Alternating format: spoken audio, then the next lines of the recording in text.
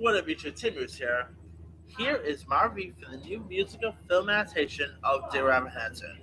Now, this is, of course, based on the hit Broadway musical, which I believe actually won a couple of Grammys, won a couple of Tonys.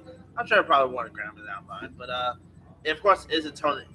It's based on a Tony Award winning play, and it stars Ben Platt, who, by the way, of course, starred in the original Broadway Broadway play. All right, Ben Platt is literally. I'm not even joking about this. Ben Platt is literally 27 years old. I think he's 27 or 28.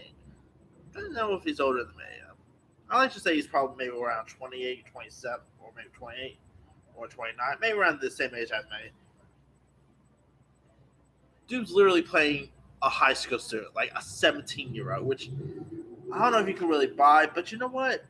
I I guess I could see why they still decided to cast this dude. I mean, he played the role on Broadway. He did a good job with audience when he did the role on Broadway. So I could kind of see why. And after seeing the movie, I gotta say he has like a constant like they really did a good job at aging him a little younger to make him look the part. And Ben Platt, of course, he is best known for that show, The Politician. He's been in the Pitch Perfect movies. I gotta say, I think he was terrific in this. Like he really played his part perfectly. Of course, you guys don't really know much about the story. Ben Platt plays Evan Hansen, who's this isolated high school student with social anxiety issues, who's like aching for understanding and pretty much blowing amid the chaos and cruelty of social media age. And he ends up walking a journey when a letter he wrote for a writing exercise falls into the hands of this grieving couple who lost their son Connor after Connor took his own life. And he could have probably just told them the truth and everything that him and their son was friends, but because he wanted to fit in a little, but he decided to lie, which I will say is a little messed up in his own part. But I can kind of see why he never really had like his mother has been working like work so late, so she doesn't have much time for him. So she he even feels like Connor's mother is feels is pretty much similar to his own, like feels like his own mom and all. And he also even pretty much has a thing for Connor's sister, who's played by Caitlin Dever, who, by the way, Caitlin Dever is an awesome actress. I mean, I of course saw her on the show Last Man Standing. She's also been pretty good in stuff like Booksmart. Uh, well, she's been in Booksmart. That short term 12 movie she did with Brie Larson, she was great in. She was great in Men, Women, and Children. I mean, this is an action. I tell you right now, if she continues doing performances like this, she's going to get an Oscar on that tub. I don't know how soon that is, but I can totally see her. Maybe not a win, but maybe like an Oscar nomination in the near future because she definitely has like Oscar caliber right there. And you also have Amanda Stenberg, who I think is a really terrific actress. I mean, if you have not seen The Hate You Give, she is terrific in that. Of course, she was Rue in The Hunger Games. She's definitely an actress to keep your eye out for too. Of course, you had Julianne Moore, who plays Evan's mother. She was terrific. Amy Adams was also great in this. The one who plays Connor Colton Ryan was pretty cool. One person who stole loads of scenes is probably the one who plays Evan's best friend, Jared, who's portrayed by Nick Dodani. Now, this dude needs to be in more stuff because, I mean, every time he pops up on screen, he steals almost every scene.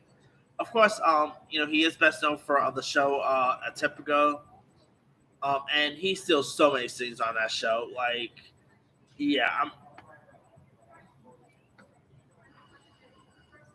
I mean, of course, he was on Murphy Brown, but man, his performance as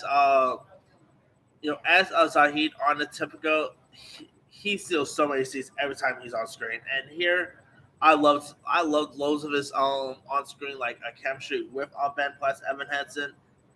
I mean, I'm not even joking. I will totally watch a whole movie with just with just Nick's character in this. Like, I know he really plays his part really well, really well. You also had some other interesting cast members too. Danny Pino actually was also great. You also had he of course actually portrays the role of Connor's stepdad. He was terrific here. I mean, this movie also has some really decent music, which is of course from the same which is actually composed like the music is actually from the same people who did the music for The Great Showman. So it shows how great the music for this is, because the music of The Great Showman is so good. I mean, hey, that song that Evan Hansen sings, "We Will Be Found." I kid you not, the lyrics totally sound like "This Is Us." Oh, not "This Is Us." The song "This Is Me" from The Great Showman. Like, just hear the music sound, like the melody of "This Is Me" and hear the melody for "You Will Be Found." Totally sounds similar. Obviously, I'm pretty obviously this was before The Great Showman, like the music and stuff, but the composing was of course from the same people with The Great Showman, which of course they did the music for that, so makes perfect sense. I mean, the music in this you're gonna have stuck in your head all the time. I mean, is this movie as good as, let's say, In the Heights? Maybe not. I probably prefer In the Heights over this, to be honest. Yeah, but it's still really decent. It is charming, a really decent coming of age tale with great performances from Ben Platt to Amy Adams to Julianne Moore. I mean, this is a really solid love film. I mean, why the heck does this thing has? Yeah, this thing literally has a 33% Rotten Tomatoes. Why does it have a 33% is still beyond me, because this movie is much better than critics are giving credit for. I mean, yeah, there's usually be films where critics hate that I'm like, okay, I can kind of see why they don't like this, or films that critics do like but I don't like, and I'm like, okay, I can see why critics will like this. This I really can't understand why critics are not liking it. I mean, it's all subjective. They don't like it. Cool, perfect. But this movie is not so bad. I mean, it's far better than Cats. Because of course it is from the same company who gave us Cats, so it is a far better movie than Cats, that's for sure. But still, why does it have a 33%? It's just wrapped my mind. But hey, you can't please everyone, I guess. But that aside, if you guys have not really seen Dear Evan Hansen, it's in theaters. Give it a watch. It's really cute, charming, great music. I think you'll either enjoy it or you won't enjoy it. But anyway, let me lead you guys. Did you have a chance to check out Dear Evan Hansen? If so, what's up? Did you like it? Did you not like it?